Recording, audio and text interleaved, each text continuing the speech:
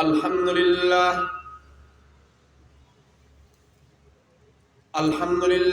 نحمده ونستعينه ونستغفره ونؤمن به ونتوكل عليه ونعوذ بالله من شرور أنفسنا ومن سيئات أعمالنا من يهده الله فلا مضل له ومن يضلله فلا هادي له ونشهد أن لا إله إلا الله وحده لا شريك له ونشهد أن محمدًا عبده ورسوله أما بعد فأعوذ بالله من الشيطان الرجيم بسم الله الرحمن الرحيم طه ما أنزلنا عليك القرآن لتشقى إلا تذكرة لمن يخشى وقال النبي صلى الله عليه وسلم القرآن حجة لك أو عليك وقال النبي صلى الله عليه وسلم خيركم من تعلم القرآن وعلمه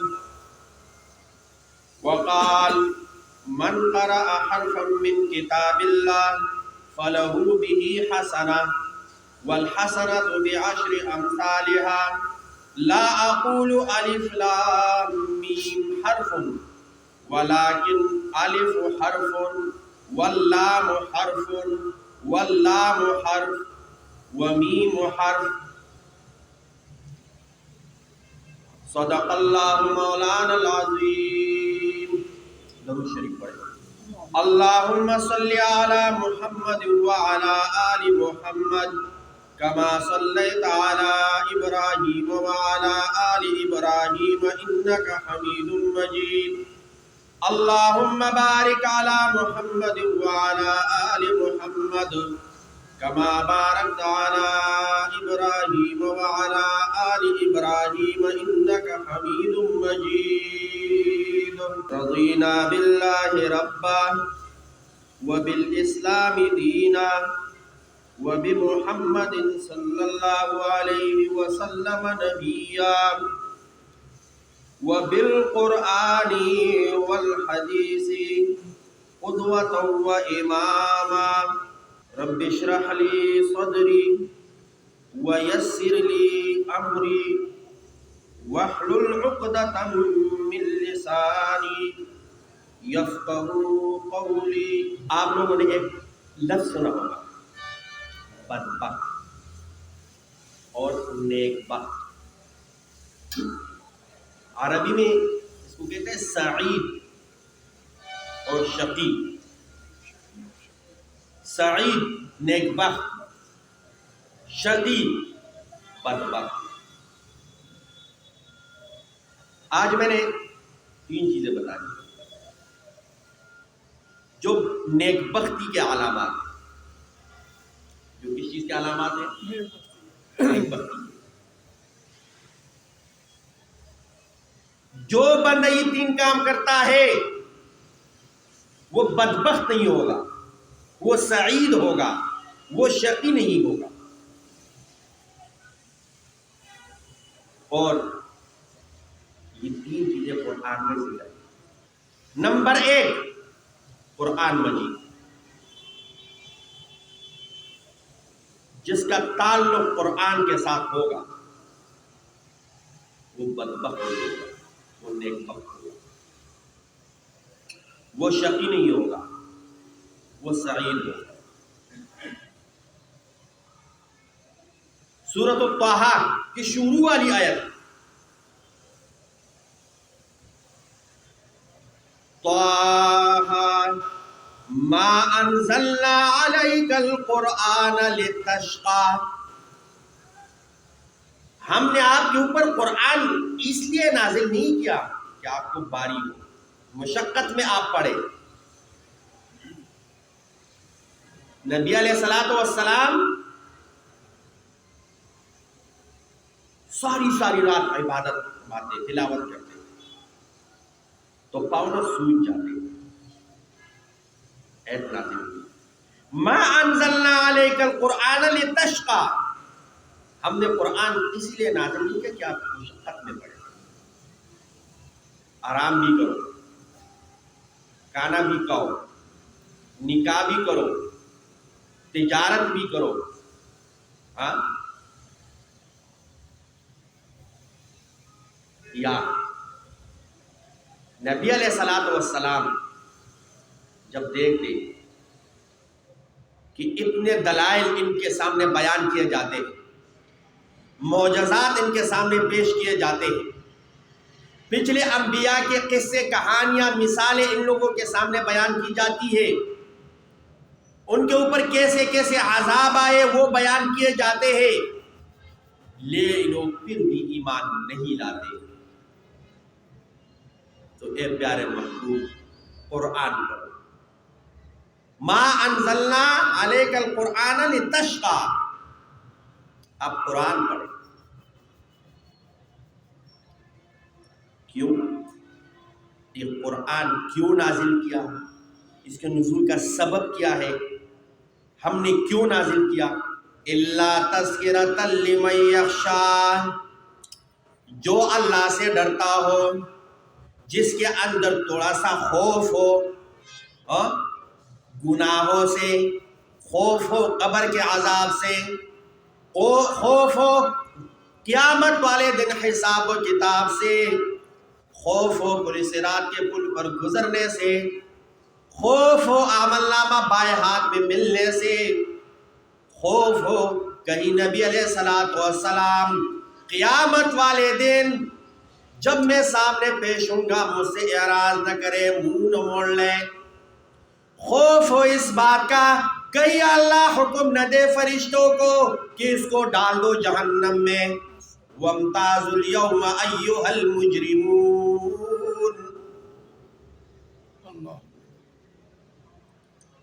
تو قرآن یہ نصیحت ہے، وعظ ہے، یاد دہانی ہے ان لوگوں کے لیے جو ڈرتے ہیں، خوف رکھتے ہیں. کتنے لوگ ہیں، کتنی کتنی کتابیں پڑھتے ہیں، الماریاں بڑی بڑی ہوتی ہے، لیکن ان کو قل هو اللہ احد کی صورت نہیں آتی پڑھنے.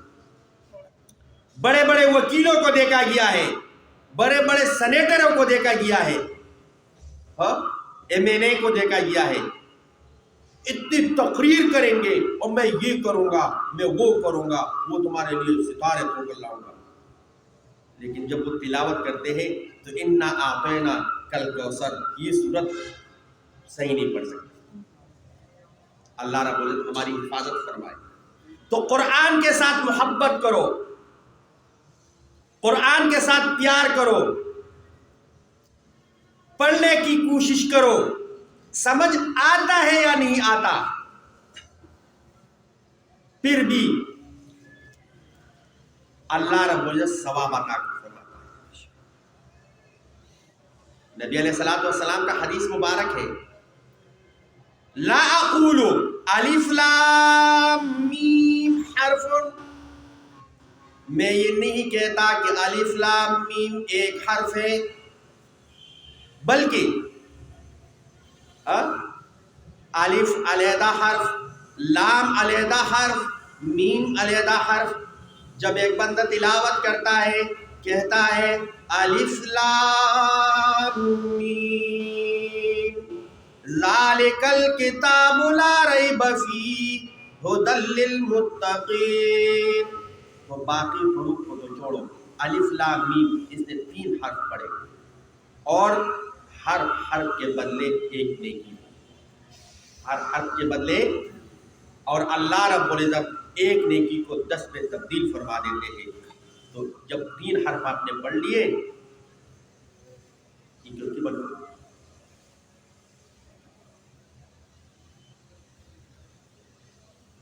جب 3 حرف تلاوت کی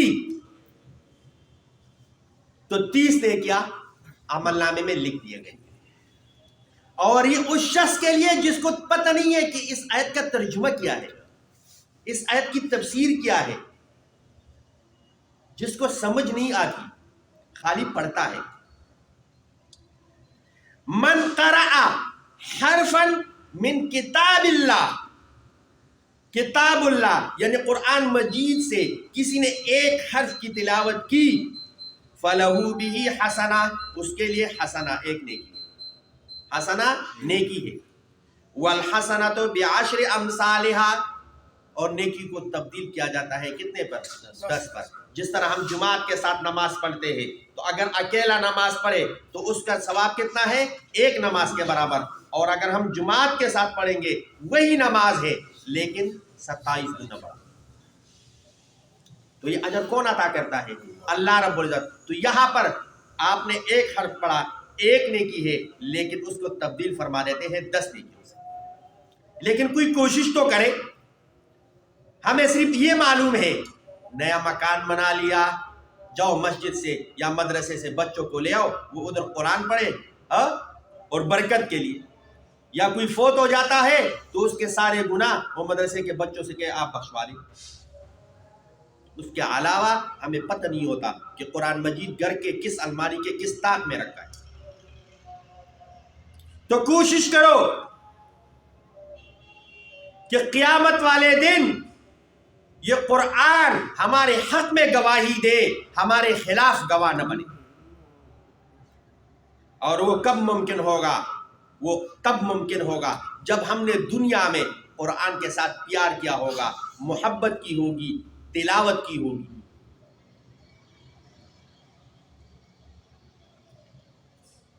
نبی علیہ الصلوۃ والسلام کے ارشاد مبارک ہے، القرآن حجت لک او علیک، کہ یہ قرآن قیامت والے دن آپ کے حق میں گواہ ہے، آپ کے حق میں گواہی دے گا۔ حکم ہوگا اس بندے کو جہنم میں ڈالو، قرآن کہے گا مجھے بھی ڈال دے۔ کیوں؟ یہ مجھے پڑھتا تھا دن میں بھی، رات میں بھی، گرمی میں بھی، سردی میں بھی، مسجد میں بھی، گھر میں بھی۔ تو کیسے ہو سکتا ہے کہ میں اپنے دوست کو، اپنے ساتھی کو، میرے پڑھنے والے کو جہنم جانے دوں؟ اگر ایسا ہے تو مجھے بھی ساتھ دے دیں۔ اللہ رب العزت قرآن کی سفارش کو قبول فرمائیں گے اور کہیں گے جاؤ جنت۔ تو ایسا ہو کہ یہ قرآن ہمارے لیے قیامت والے دن کیا بنے؟ یہ ہمارے لیے کیا بنے؟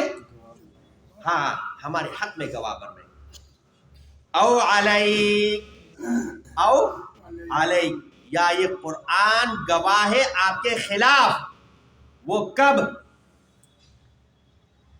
اسکول میں بچے کو داخل کیا، اچھی پڑھائی دلوائی، اچھے اچھے پروفیسروں، لیکچراروں اور اچھی اچھی یونیورسٹیوں کالجوں سے پڑھایا، اچھے عہدے پر پہنچ گیا، اچھی جاب ملی، اچھا تاجر بنا، لیکن قرآن کا اچھا قاری تو چھوڑو، حافظ تو چھوڑو، تلاوت کرنے والا نہیں بنا۔ تلاوت کرنے والا،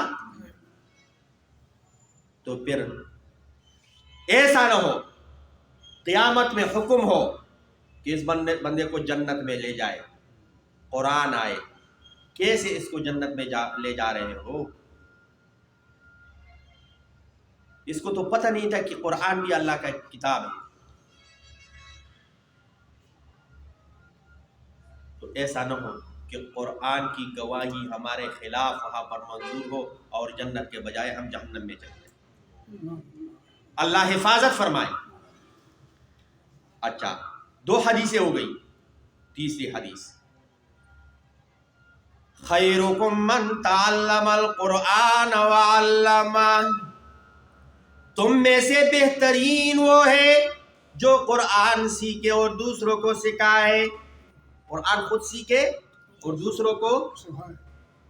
مصیبت یہ ہے کہ ہم نے قرآن خود تو نہیں سیکھا ہوتا اور دوسروں کو سکھا رہے ہوتے۔ شرطین جاؤ نا نیچے کس سے، یہ مسئلہ مجھے پیش ہے، یہ ایسا ہے، فوراً فتویٰ دے دے گا، چاہے دور دور تک اس کے ساتھ کوئی تعلق بھی نہ ہو۔ وہ کیسے؟ وہ فلاں جگہ پر کسی مولوی سے سنا، نہ مولوی کا پتہ، نہ جگہ کا پتہ، نہ کتاب کا پتہ، اور آج کل اللہ معاف فرمائے ایسے ایسے لوگ ہیں سوشل میڈیا پر جو قادیانیت کی تبلیغ کر رہے ہیں۔ قادیانیت کی کیا کر رہے ہیں؟ انہوں نے اپنا قرآن مجید اور اس کا ترجمہ ڈاؤن لوڈ کیا ہوتا ہے۔ اگر ہمیں پتہ نہیں ہوتا کہ یہ ہمارا والا ہے یا نہیں تو ہم گمراہی ہوں گے نا۔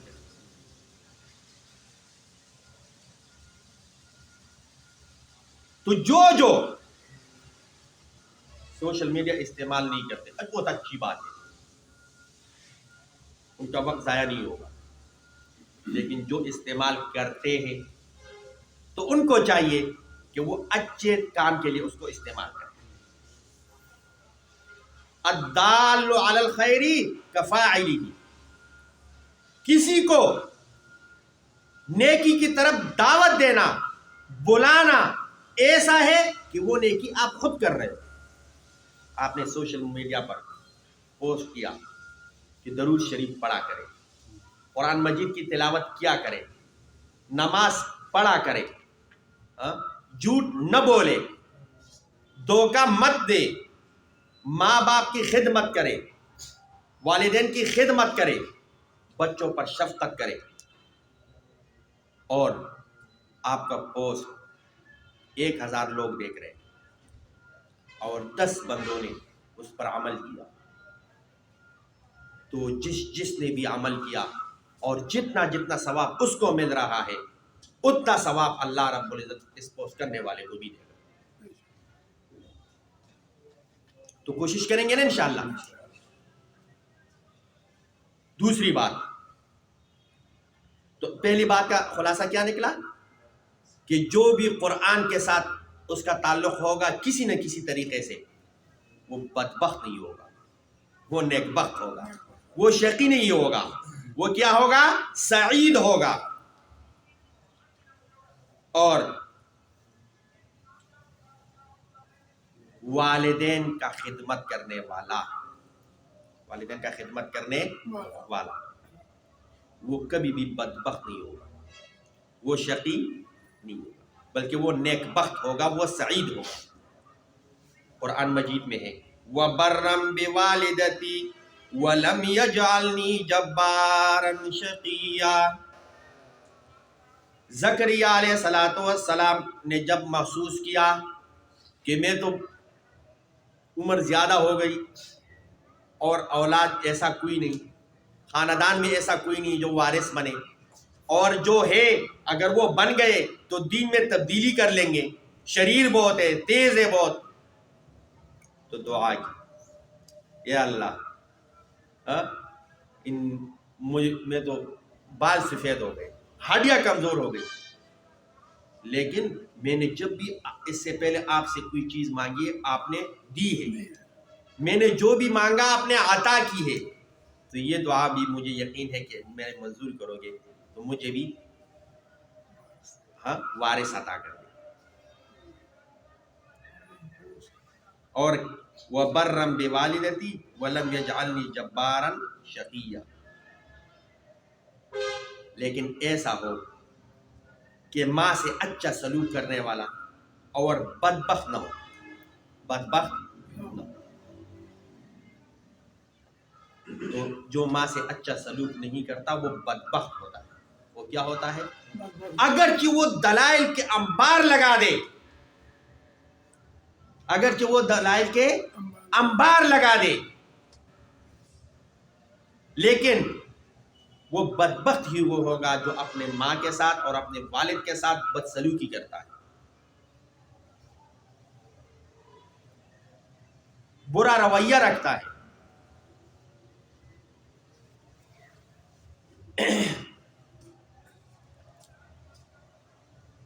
سورۃ بنی اسرائیل وَقَضَىٰ رَبُّكَ أَلَّا تَعْبُدُوا إِلَّا إِيَّاهُ، اللہ کے سوا کسی کی عبادت نہ کرنا، اللہ کے سوا کسی کی عبادت نہ کرنا، وَبِالْوَالِدَيْنِ إِحْسَانًا، اور والدین کے ساتھ اچھا سلوک کرنا۔ والدین کے ساتھ دیکھو، ایک ہے حقیقی رب پیدا کرنے والا وہ کون ہے؟ اللہ. سب بولے وہ کون ہے؟ اللہ. تو اللہ کی عبادت کرو. کس کی عبادت کرو؟ اللہ. لیکن ظاہری سبب پیدائش کا وہ کون ہے؟ والدین.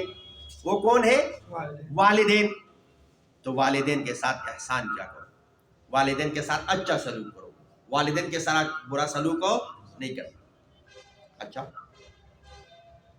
والدین میں دونوں یا دونوں میں ایک، یعنی والدہ یا والد بڑھاپے کو پہنچ گئے، اما یبلغن عندک الکبر احدہما او کلاہما، ان دونوں میں سے ایک یا دونوں بڑھاپے میں پہنچ گئے، فلا تقل لہما اف، تو اف تک ان کے سامنے نہ کرو، اف تک ان کے سامنے.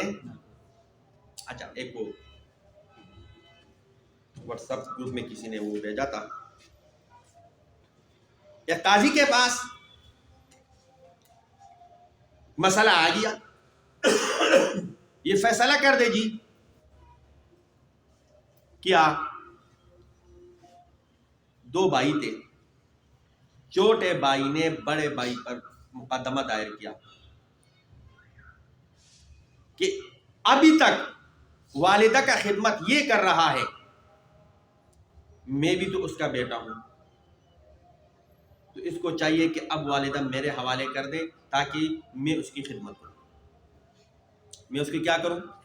خدمت کروں.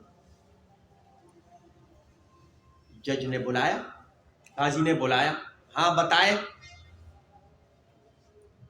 اس نے کہا کہ جب میں چھوٹا تھا، بچہ تھا، ہر چیز کا محتاج تھا، تو والدہ نے محسوس نہیں ہونے دی، ہر چیز لا کر دی، ہر کمی پوری کر دی. اب جب وہ بوڑھی ہو گئی، وہ محتاج ہو گئی اور میری ضرورت ہے اس کو، تو میں اس کو چھوڑ دوں، میں اس کو چھوڑ دوں. قاضی کو کچھ سمجھ نہیں آیا کس بھائی کے حق میں فیصلہ ہے. والدہ سے پوچھا قاضی نے، آپ بتائے کس کے ساتھ جانا چاہتی ہے؟ تو والدہ کہنے لگی، قاضی صاحب دونوں میرے بیٹے ہیں، دونوں مجھے پیارے ہیں، دونوں میرے جگر کے ٹکڑے ہیں، میں کسی کے حق میں نہیں کہہ سکتی، میں ان دونوں میں سے ایک کو ناراض نہیں کر سکتی. آپ جو بھی فیصلہ کریں گے ہمارا اس پہ عمل ہوگا، ہمارا اس پہ کیا ہوگا؟ عمل ہوگا. آج کل عدالتوں میں جاؤ نا تو کیا فیصلہ آتا ہے؟ مقدمہ کیا جاتا ہے، اتنا عرصہ میں نے اپنے پاس رکھا ہے، ابھی اس دوسرے بھائی کا حق ہے، اس کو چاہیے قاضی فیصلہ کرو کہ وہ لے جائے، اب میں تنگ آ گیا ہوں. لیکن یہ کیسا فیصلہ تھا؟ قاضی بھی بہت رویا کہ کیسا عجیب دو بھائی ہے، والدہ کی خدمت کے لیے دونوں لڑ رہے ہیں، اور کیسی والدہ ہے کہ دونوں بیٹوں میں کسی ایک کو بھی پریشان اور ناراض نہیں کرنا چاہتی. قاضی نے فیصلہ دے دیا چھوٹے کے حق میں.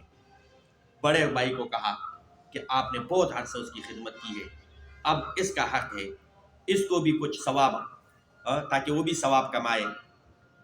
تو کہتے ہیں کہ وہ بڑا بھائی اتنا رویا، لیکن پھر کہا کہ قاضی آپ نے جو فیصلہ کیا ہمیں قبول.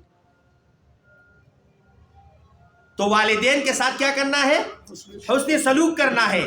اللہ رب العزت نے عبادت کی نسبت کر دی کہ اللہ کے علاوہ کسی کی عبادت اور فوراً فرمایا وَبِالْوَالِدَيْنِ احسانا، والدین کے ساتھ کیا کرو، کیونکہ رب حقیقی وہ کون ہے؟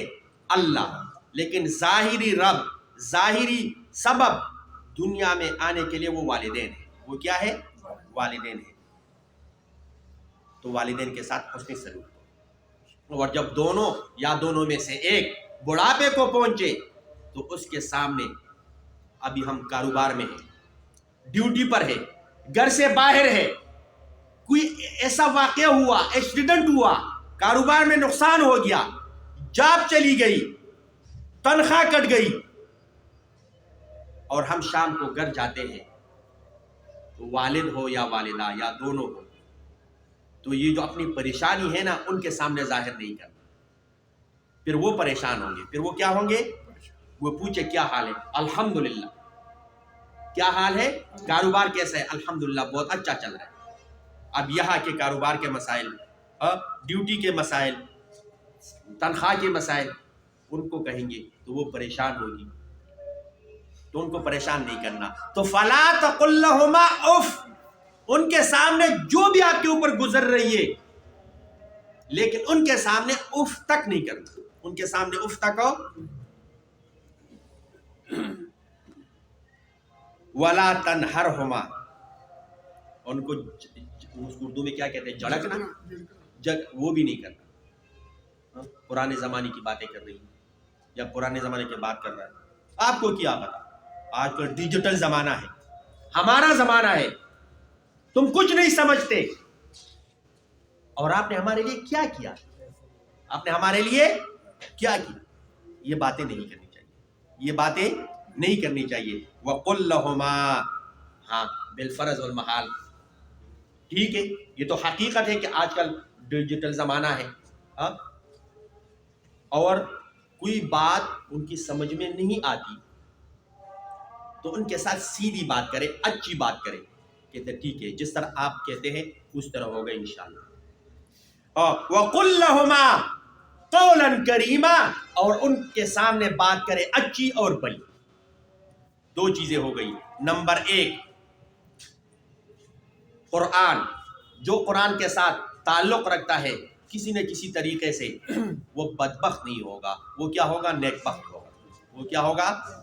اور جو والدین کا فرمان بردار ہے، والدین کے ساتھ اچھا سلوک کرتا ہے، وہ بدبخت نہیں ہوگا، وہ کیا ہوگا، نیک بخت ہوگا۔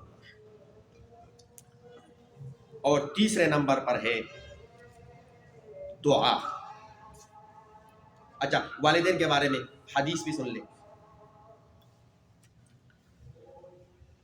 نبی علیہ الصلوۃ والسلام کا ارشاد مبارک ہے، رضا الرب فی رضا الوالد وسخط الرب فی سخط الوالد، کہ رب کی رضامندی والد کی رضامندی میں ہے، اور رب کی ناراضگی والد کی۔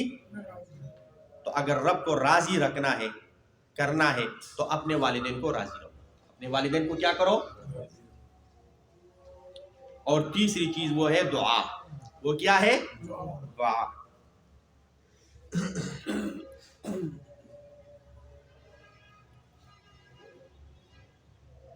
زکریا علیہ السلام کا میں نے آپ کو بتایا کہ وہ کیا کہا، 70 یا 85 سال کی عمر تھی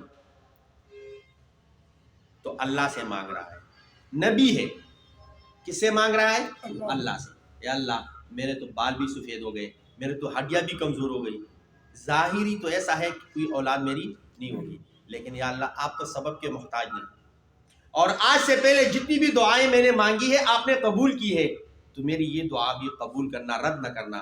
دعا کیا ہے کہ مجھے وارث عطا کر، مجھے وارث عطا کر۔ اور اللہ رب العزت نے یحییٰ علیہ السلام کی صورت میں اس کو بیٹا عطا کیا، جو پیغمبر بنا، وارث بنا۔ تو تین چیزیں ہو گئی، نمبر ایک قرآن کے ساتھ محبت، جس کو سمجھ آئے یا نہ آئے سمجھنے کی کوشش کرے، ترجمہ پڑھے، تفسیر پڑھے، کسی سے پڑھے، یا اگر یہ تینوں نہیں کر سکتے تو تلاوت کرے۔ نبی علیہ الصلوۃ والسلام ارشاد فرماتا ہے کہ جو بھی قرآن کریم سے ایک حرف پڑھتا ہے، کتنا، ایک حرف، اس کے لیے نیکی ہے، اس کے لیے کیا ہے، نیکی ہے۔ اور پھر فرمایا کہ میں یہ نہیں کہتا الف لام میم یہ ایک حرف ہے، بلکہ الف علیحدہ حرف ہے، لام علیحدہ حرف ہے، میم علیحدہ حرف ہے، تو یہ کتنی نیکیاں ہو گئی، تین، کتنی نیکیاں ہو گئی۔ اور اللہ رب العزت ایک نیکیوں کو 10 پہ تبدیل فرماتا ہے، کتنے پہ تبدیل فرماتا ہے، تو کتنے نیکی ہو گئی، 30۔ جو بندہ کہتا ہے الف لام میم، اللہ رب العزت کو 30 نیکیاں عطا کرتا ہے۔ ہمیں تو سمجھ نہیں آیا کہ الف لام میم کا کیا مطلب ہے، ذالک الکتاب لا ریب، ہمیں نہیں پتا ترجمہ کیا ہے، تفسیر کیا ہے، لیکن ہم نے صرف تلاوت کی، صرف اس تلاوت پر ایک حرف کے بدلے 10 نیکیاں اللہ ہمیں عطا کرتا ہے۔ تو کس کس کا ارادہ انشاءاللہ روز تلاوت کریں گے، بابا جی کا ارادہ نہیں. چلو. اور دوسری چیز کیا تھی؟ والدین کے ساتھ حسن سلوک. والدین کے ساتھ حسن سلوک. اور تیسری چیز کیا ہے؟ دعا. تیسری چیز کیا ہے؟ دعا کا طریقہ یہ ہے کہ اللہ رب العزت کی بڑائی بیان کرنی ہے، اللہ رب العزت کے صفات بیان کرنے ہیں. جیسے سورۃ الفاتحہ میں کیا کہتے ہیں؟ الحمدللہ رب العالمین، تمام تعریفیں اس ذات کے لیے ہے جو تمام جہانوں کا رب ہے. الرحمن الرحیم، رحمان ہے رحیم ہے. مالک یوم الدین، قیامت والے دن کا مالک ہے، بادشاہ ہے. اور پھر کہتے ہیں کہ ہم نے کیا کیا ہے اللہ آپ کے لیے؟ ایاک نعبد، آپ کی ہم عبادت کرتے ہیں. تو یا اللہ و ایاک نستعین، مدد آپ سے طلب کرتے ہیں، مدد آپ سے. اور آگے کہتے ہیں مدد کے اہدنا الصراط المستقیم، ہمیں سیدھا راستہ دکھا، ہمیں سیدھا راستے پہ چلا. تو ہمارے جو بھی حاجت ہے پہلے ہم درود شریف پڑھیں، الحمد پڑھیں، اور اللہ کے سامنے جس زبان میں پڑھیں، جو جس زبان میں بھی پڑھے وہ مانگے اللہ سے، انشاءاللہ اللہ رب العزت ضرور قبول کرے گا. کوشش کریں گے نا انشاءاللہ. اذان. السلام علیکم. اس ویڈیو کو لائک کریں اور شیئر کریں اور ہمارے چینل کو سبسکرائب کریں اور بیل آئیکن دبانا مت بھولیے گا. شکریہ.